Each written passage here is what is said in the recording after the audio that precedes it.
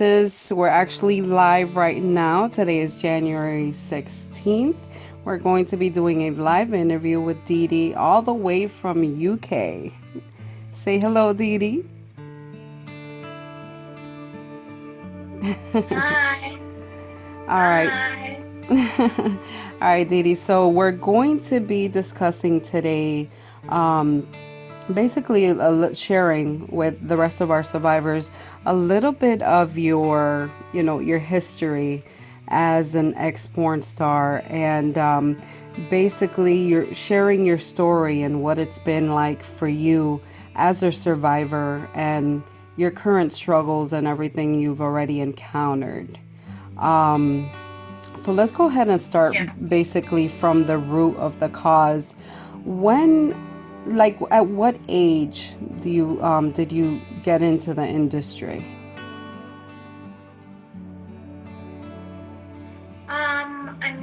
I started dancing in a gentleman's club at the age of 18. So I would say as soon as I turned 18, I was into the adult industry. And from dancing in a club, I moved on to glamour modeling, topless modeling, and then into the pornographic industry. So it was a slow journey, but I made it, from dancing in a club to making movies basically, and other adult work as well. So from the age of 18. Okay, yeah, that's pretty young. What do you feel led you? Was that something that you voluntarily wanted to do, or was that more like I had no choice, I needed to survive type thing?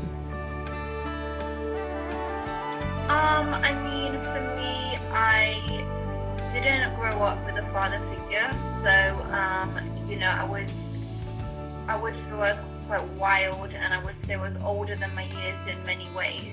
I would go out drinking, at 16, and by the age of 16, I was already using drugs and stuff, and I felt like I was much older than I actually was, and I think that I went into it thinking I really want to do this because it's going to be fun and so glamorous, and the adult entertainment industry, you just think of light camera action and so much glamour. Unfortunately, that isn't quite the truth of it. So I wasn't forced into anything. I made my own decisions, and I paid the consequences, to be honest. Okay, Okay. all right. So I know that we last discussed, how young you got into the field. And I believe the last question that I was able to ask you was, um, if I remember you telling me through Instagram that the first time, well, that your most recent encounter was maybe a couple of years ago, and your abuser actually got away. So he walked free. Do you want Yes. to tell us a little bit about that? Sure. I think that is what I have struggled to deal with the most. The actual rape itself was 2 years ago, literally almost to the day. It was 2 years ago, and I contacted the police straight away.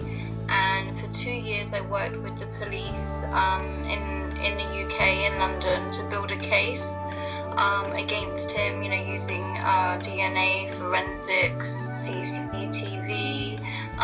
I felt like I had given it everything that I could to help them build a strong case.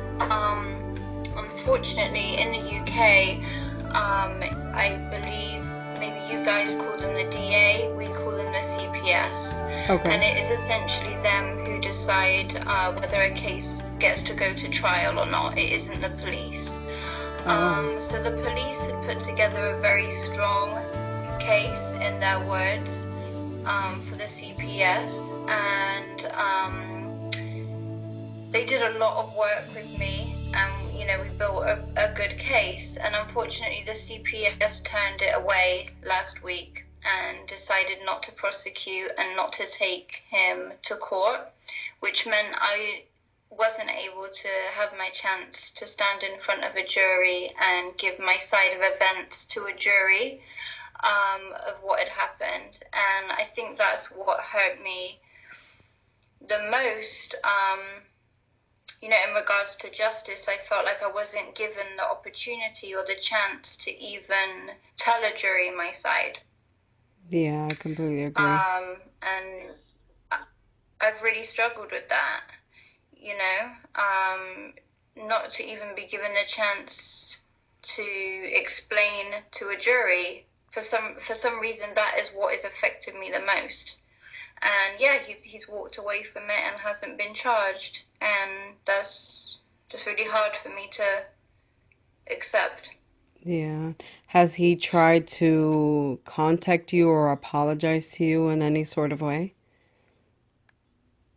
No, no. No. Did it I've ha had no contact with him since.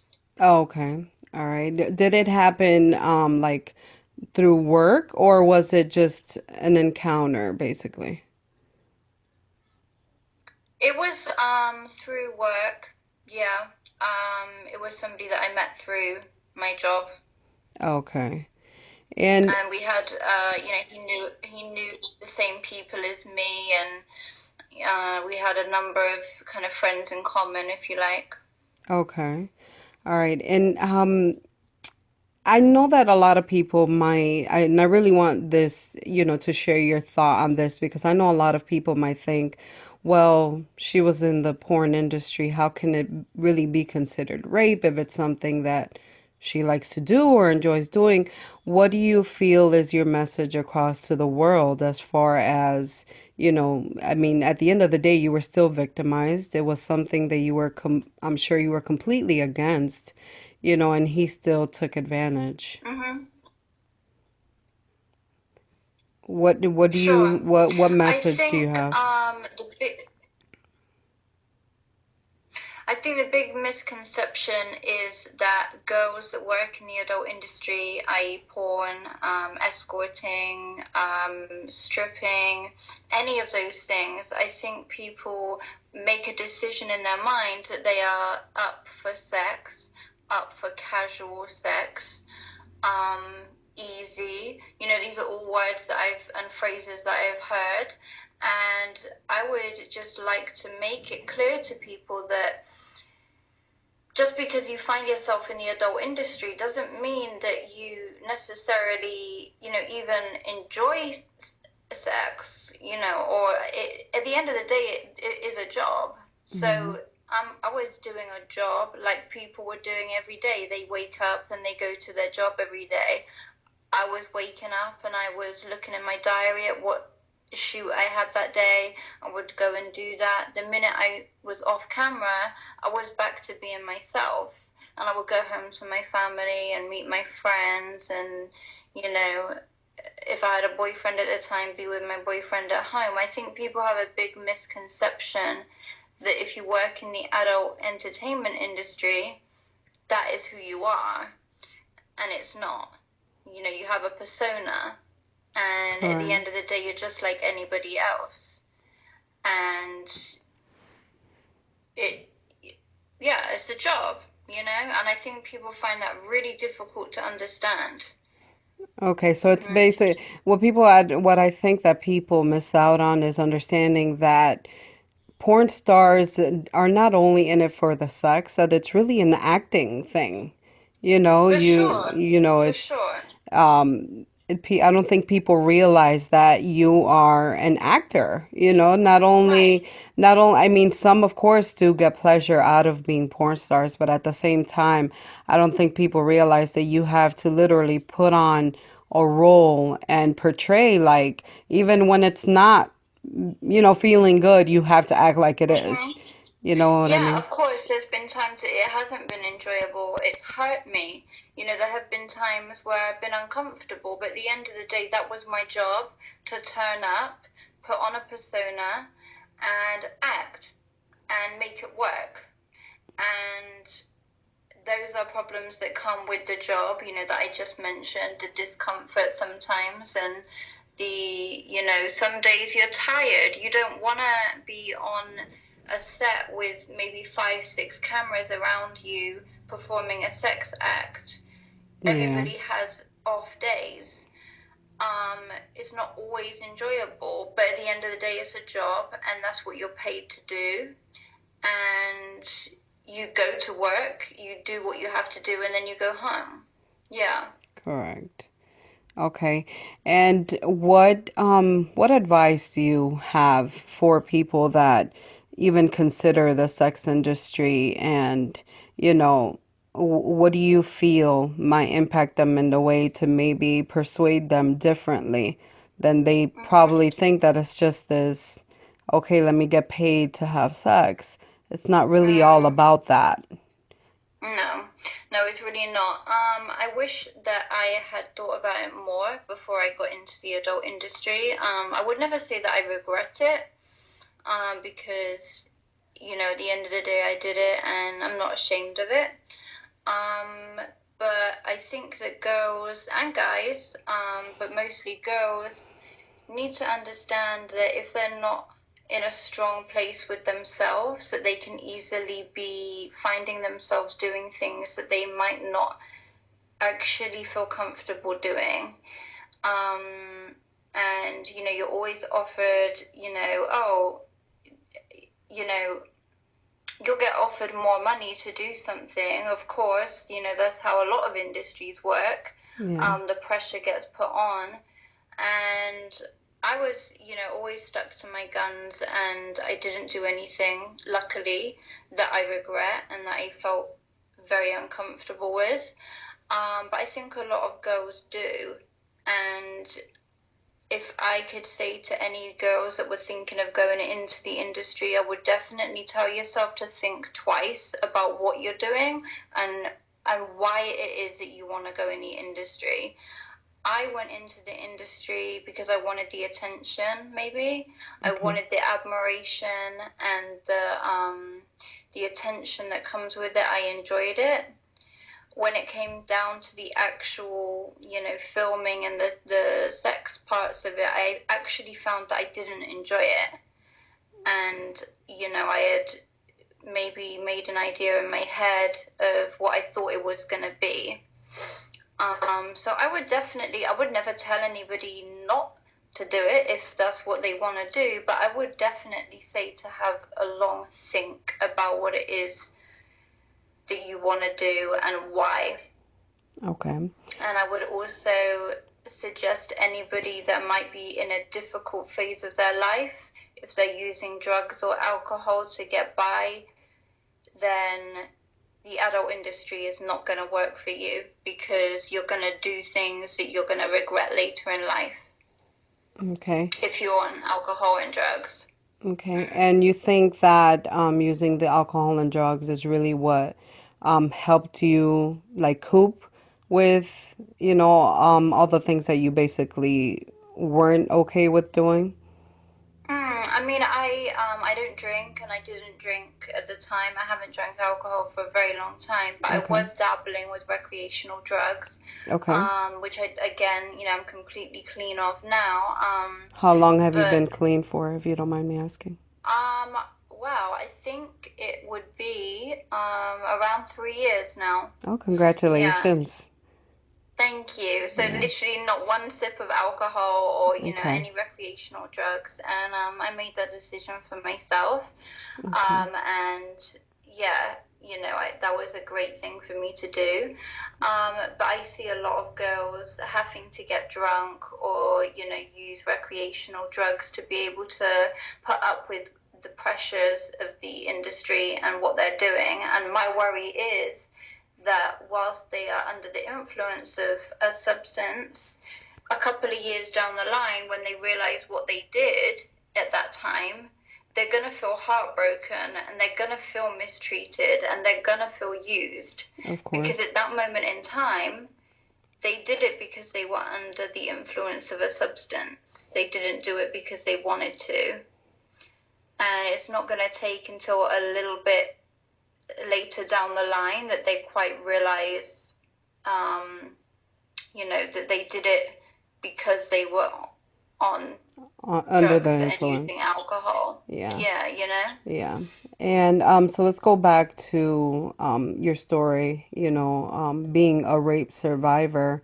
Um, hmm how do you, I want you to basically explain to people how it made you feel once it happened. And I know that you spoke to me about that you even thought about suicide. So I'd like for you to Yep. share, and I know because I've been there. So I'd like for you to share, I guess, your experience as to how you felt afterwards and what made you come this far along and not give up, basically. I mean, I would say the straight away feeling that I had was confusion. That was all I felt. I was very confused. It didn't register in my mind straight away what had actually happened. It took me, I would say, a couple of hours. Camera was still going. Yep. All right, we're good. Okay, so yeah, I would say the initial feeling that I had was definitely confusion. Okay. I would say it took me a couple of hours to actually realize what had actually happened to me. And I just couldn't work out in my head what and why that had happened. And I never thought it was going to be me. I think that's a big thing. You never think it's going to be you. Yeah. And unfortunately, it was me this time. And I was just so confused. And then I became emotional. And, like I said earlier, was the police had this case for 2 years before a decision was made. And within that 2 years, I had other problems in life, even just problems that normal people have, seemed to be more difficult for me to deal with because of this weight on my shoulders. Yeah. And I just didn't reach out and talk to anybody about it because in my mind, it was being dealt with by the police and it was gonna go to court, and that was when I was gonna deal with it. I was definitely putting it to the back of my mind, Okay. um, to deal with at the time when I found out about court, and then obviously I found out that it wasn't going to court, and that's when I actually realized that I had to deal with this and heal myself in a completely different way to what I originally thought. I thought justice was what was going to make me okay again. Yeah. And I've had to understand and realize that I'm not going to get justice. So I need to find another way to get myself through this. But yeah, I've definitely suffered, I've had multiple suicide attempts since it happened. Um, Times where I have just felt like I can't cope. And I'm sure I'm not alone when I say that. No, of course not. Um, what what do you think? Because I know that the time that it happened to me, that I had attempted, it was literally like a slap back to reality in a way because I woke up the next day thinking that I'd be gone. And it was almost as if, and I can't say religion because I'm not religious, but it's almost as if God was like, no, like there's a purpose behind your pain, and that was literally the beginning of the project, and I every single day I wake up with motivation and wanting to do better and be better, not only for myself but for people like you, because at the end of the day I know what it's like to feel alone, and I know what it's like to feel like Yeah. it's only happening to you, because that is how it feels at the time. But I think it's relieving to find that there are other people going and struggling through the same thing, you know. What made you basically, because I know you had reached out to us, so what made you reach out to the Majimba project? Um, I think, as I said a minute ago, when I realized that I was going to have to deal with this a different way, I essentially had to flip it, 360 360, degrees yeah. the other way and deal with it in, the opposite way that I thought I was going to. And previously, I hadn't spoken out with any projects, any charities. I just felt I didn't need to do that because I thought I was going to get justice. Right. When that flipped over on me, I just suddenly felt the need to reach out and contact somebody. And I actually came across your page on Instagram. And I think I read maybe five of the kind of most, top posts, excuse me, at the top of the page. And it just really spoke to me. Your page really spoke to me. And I guess a sense of relief went through me That's good. because I was reading these posts, and it might seem so irrelevant to some people, just one Instagram post that puts into words how I was feeling, but it touched me and it spoke to me. And then I obviously visited your website and I read some of the other stories on there, and I just felt so relieved, Yeah. relieved. And obviously then I got in touch with you, and it was a good feeling, to be able to take that from such a horrible last 2 years and suddenly feel like I had somebody to talk to and to support me. So I'm really grateful for that. Thank you. I really appreciate that. I'm truly, truly happy and proud of you. I'm sure you don't hear that often, because it does take a lot of courage. And, I've been doing this for years, and I think that the hardest part for people is coming to terms of the experience that they had. And they're always like, well, how do I switch it around to a positive thing? And to me, it's really mostly been So, about literally not holding it in anymore. I think that that itself so makes such, it'll make you feel so much better. Just even if nobody's listening, just being able to even have the courage to write it down somewhere, like how you've been sharing your right. through posts, I'm sure that makes you feel better instead of just keeping your Yeah. thoughts and all this negativity to yourself. So, you know, um, which is what the Majima Project does. We encourage people to, you know, to not really forget about your past because unfortunately there's nothing we can do to change the past. But what we do is do focus on the future, Mm-hmm. and For sure. I know that you have some ideas and things like that that you want to do from the UK, which I think it's absolutely great. Yeah. I know you want to do a photo shoot and you're actually starting to write a book, correct? Yeah. Okay, that's Yeah. that's exciting. Let me know when that comes out so we can definitely show our support all the way from the US. I'm sure that a lot of people Thank you. and it will be successful because I truly believe in you and I truly believe if you just completely let it all go and understand that your story can impact so many people, even people that are not in the sex industry. Clearly, I myself have never been, Right. but just listening to you, even if that was a thought in my mind, I'm like, well, no, I don't want to go through those, troubling times and things like that. And it might encourage people Mm-hmm. to just take a different route just by simply listening to your story, you know? So we definitely wish you the best of luck in that and understand that you do have our completely full support. We are all around the, Thank the, you. the world. So, this, your story is actually going to be heard not only in the UK, but all around the world. So,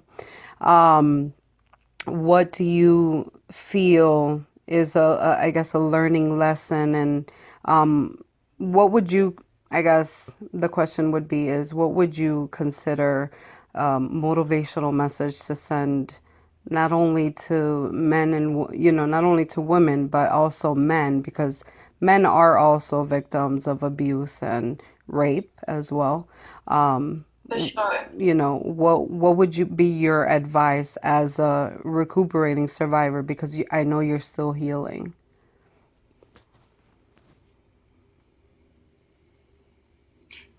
My advice to anybody that has suffered anything that I've mentioned or that you guys help people with, I would say is just to accept the fact that you've been hurt and accept the fact that something horrible has happened to you. And at the end of the day, nobody can take that away. However, you can move forward from it. It doesn't need to be something that defines you or the rest of your future. It's something that's happened, and you can take it and you can become a stronger character from it. And one day you can look back and think, okay, it was horrific and it was horrible and I wish it hadn't have happened, but because that happened, I am now able to deal with these other things in life in a way that maybe I wouldn't have been able to if that hadn't have happened. And I think the point that you make, trying to turn it into some kind of positive in any given way, shape, or form is really important, because without that, you only have a negative.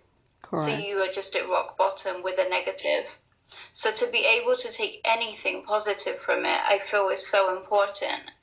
And I just really hope that other people find the courage to reach out and contact an organization or a project, and people like yourselves, and actually accept what has happened, but be ready and confident and strong enough to flip it over and move on and work forward. I completely agree. Well, I truly appreciate you taking the time to share a little bit of your story. I'm sure if people want to know a little bit more, we can definitely get into that. But I appreciate you taking out the time, even though it took us over an hour to set up this interview. Truly appreciate your time, and of course, stay strong, complete, and never feel like you are Thank alone you. or facing this alone. We look forward to working with you more often and putting, our input all the way in UK as well. So I'm gonna stop Thank this. you so much. That means a lot. Thank you. All right, let me